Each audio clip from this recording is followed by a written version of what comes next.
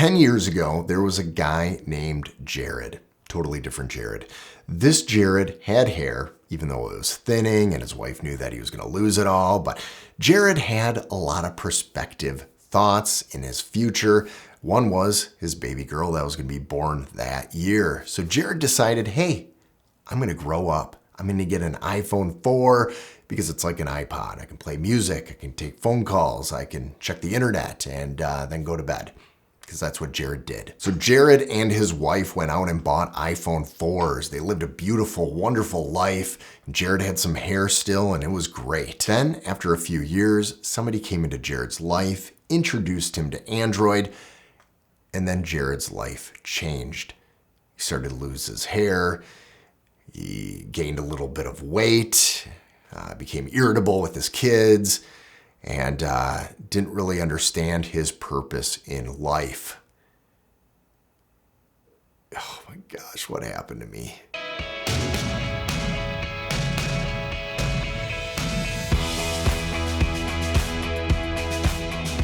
Yes, the story is about me. I'm Jared. I'm the one that had hair 10 years ago and then was losing it, and I was in denial and tried to do weird comb over stuff. But hey, I'm embracing it. I just dropped something important. I'm a bald white man. Nobody loves me in the media. So yes, we are going to talk about the iPhone 15 Pro, and I'm going to order it here in the morning.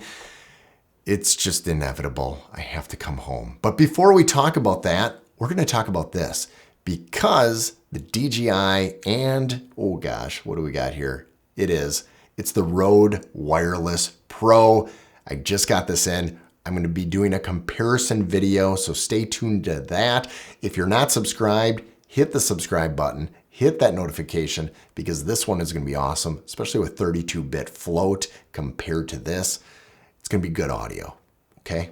Cool. Now that that's out of the way, let's talk about Jared, who used to have hair. Jared, who used to have hair, did buy the iPhone 4. He enjoyed the iPhone 4. Created a business based on virtual reality, and then was introduced to Android, virtual reality, augmented reality, and how the iPhone really wasn't there yet for that, but Android was. And so I did the Note 4 at the time. It's funny because I went from the iPhone 4 to the Note 4, and this screen was huge. It was ginormous, but unfortunately, the battery literally would fall out of it. The case was horrible, and I had to move on. So that's when I went to like a Galaxy 7, 8, 9, 10, 11, 12, whatever. You just keep going up the realm, and I was in the Galaxy realm of, Android. And it was good, and you had your features that you enjoyed, but there was always something nagging at me about the iPhone and things I missed. So I really didn't appreciate Apple at all until this year. Back in March, I decided to buy a MacBook Pro Max M2 for the first time in my entire life. And a couple weeks later, I sold my PC and I haven't looked back. That thing has rocked my world as a video and photo editor. Holy cow, I can't believe the capabilities of that, especially with DaVinci Resolve. It's amazing. I can never look back at a PC. So that got me thinking, should I actually go back to an iPhone? Now, I started decreasing the size of my phone. This is the Z Flip 4. I had the 3. But here's the problem with this. The 3 actually stopped charging for me, and I had USB-C issues with it. It was fine for my wife until we switched to the Z Flip 4, and within just a month, hers stopped charging correctly.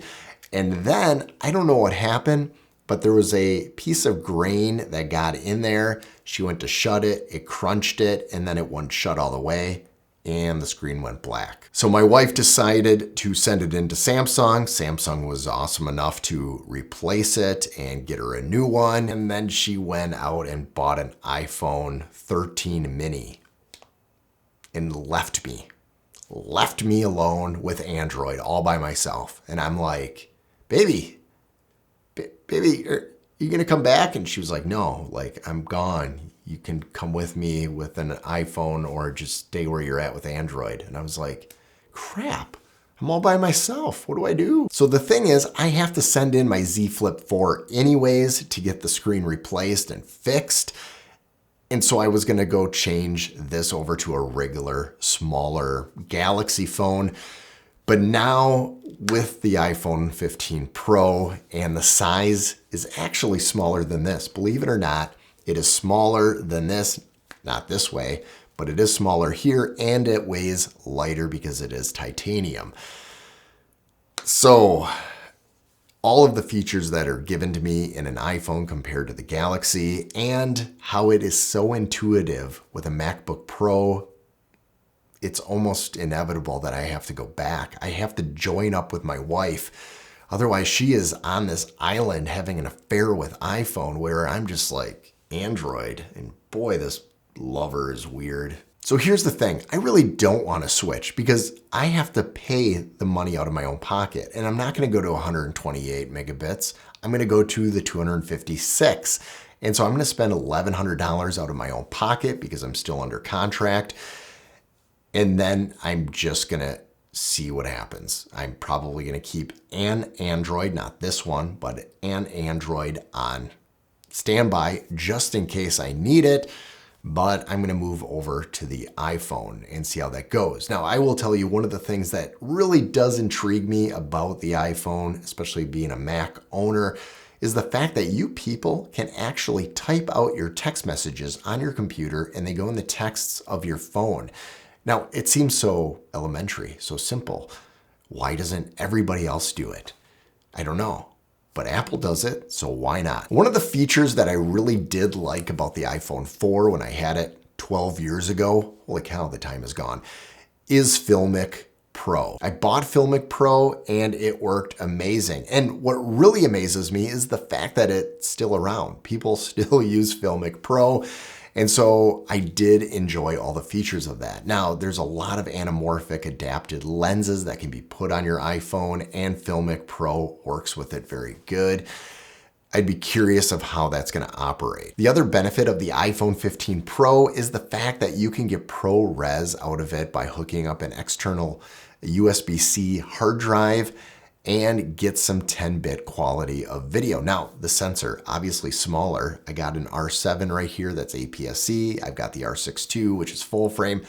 But on the go, could that be an awesome B or C camera? It could. Plus, there's cages out there that you can adapt a lot of things. The Rode Wireless Pro could be on there. Hey, there's a lot of options. So it is the morning of the launch, and yes, I'm gonna pre-order and spend too much money on something that's not quite as powerful as a computer of that caliber. In my opinion, the cons when it comes to an iPhone is the customizations. I don't believe they've changed that much more with customizations compared to what Android could do. And the price. The fact is, I could get a really good quality Galaxy phone for about $800, but yet I have to spend $1,100 on an iPhone to get those same kind of features. I could say the same thing about the laptop. I spent a lot more money on the laptop than I ever did building a PC, but boy, does it just flow and work, and maybe that's what I'm paying for. So are you Android? Are you iPhone? And are you gonna switch from one to the other? And if you think I'm making a mistake, I can always cancel my pre-orders. Just tell me in the comments. Please tell me. I want to save $1,100. It'd be nice. If you haven't already, please subscribe, like, and I will see you in the next video. But before you leave, there's these other videos. I'm sure you're going to like them. They're pretty good.